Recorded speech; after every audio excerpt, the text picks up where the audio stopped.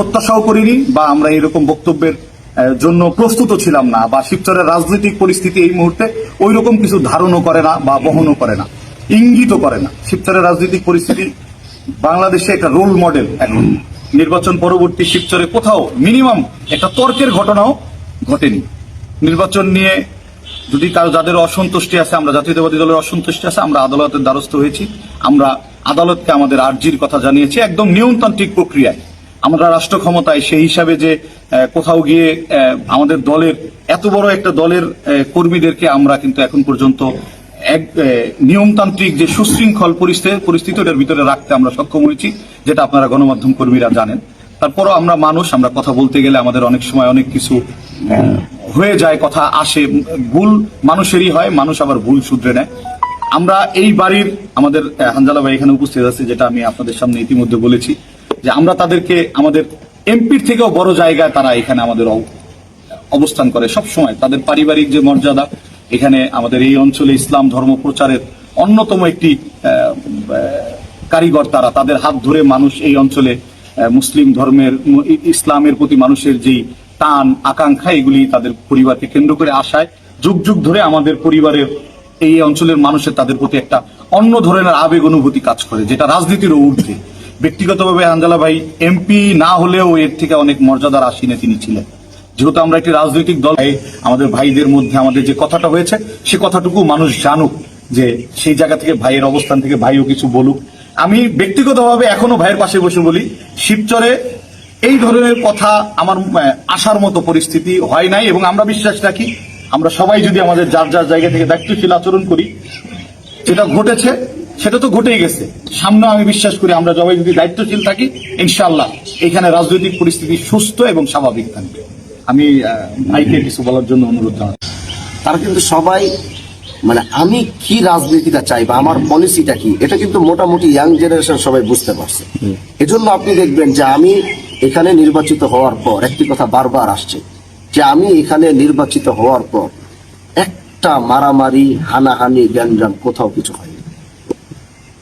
অথচ আপনি সোহেল ভাইকে জিজ্ঞাসা করেন, আমি হানজালা ব্যতীত যদি অন্য কেউ এখানে নির্বাচিত হতো, সে অন্য দল করতে পারে, কিন্তু তারা স্বীকার করতে বাধ্য হবে যে হ্যাঁ, যদি অন্য কেউ হতো এখানে রক্ত খোনাখুনি মারামারি কেন হবে, হতোই এটা।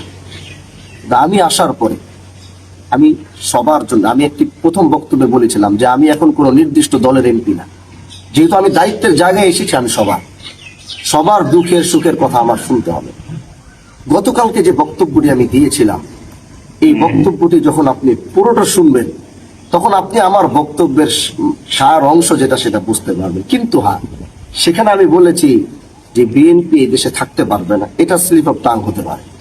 কেন বলছি? কারণ এই কথাটা আমার বলা, ধর আমার মাথায় ছিল একটা, মুখ থেকে বের হয়েছে আরেকটা। কথাটা এরকম ছিল যে আমার টার্গেট ছিল শিবচরে যারা জাতীয়তাবাদী দল বিএনপির নামে যারা উচ্ছৃঙ্খল করছে, অবৈধভাবে কোনো কাজের সাথে জড়িত হচ্ছে এবং সেই জায়গায় তারা বিএনপির নাম ভাঙাচ্ছে, এটা তো তারেক জি আমাদের আমাদের আমাদের মাননীয় প্রধানমন্ত্রী জনাব তারেক রহমান সাহেব এটা অ্যালাউ করবে না। কারণ ওনার যে রাজনীতির ধারা আমি গত কয়েকদিন বাংলাদেশে আসার পরে দেখলাম, উনি এই সমস্ত বিষয় যেগুলো আমাদের ভিলেজ পলিটিক্সে হয়ে থাকতেছে বা গ্রামগঞ্জে হয়ে থাকতেছে, এগুলো তো উনি কখনো অ্যালাউ করবেন। উনি কখনো অ্যালাউ করবে কেউ অবৈধভাবে বালু তুলক, এটা অ্যালাউ করবে? উনি করবে না। কেউ বাস স্ট্যান্ডে গিয়ে এই নামের উপরে যদি বলে আমি এই দলের ছাত্রদের, এইটা এই নামের উপরে যদি কিছু চাঁদা, এটা অ্যালাউ করবে? করবে না। উনি যে নতুন ধারার রাজনীতিটাকে নিয়ে আসছে, আমরা আমার চিন্তাধারা, আমি যে চিন্তাধারার রাজনীতিতে পাড়া দিয়েছি, আমি দেখলাম যে জনাব তারেক রহমান সাহেব সে একই ধারার রাজনীতি করছে। এজন্য বিএনপির সাথে আমার সাংঘর্ষিক হওয়ার কোনো প্রশ্নই আসে না এখানে। কিন্তু আমি বিরোধী দলের একজন এমপি, সরকারের ভালো যখন দেখবো, আমি এটা বলেছি, সংসদে দাঁড়িয়ে সরকারের ভালোটাই উপস্থাপন করবো।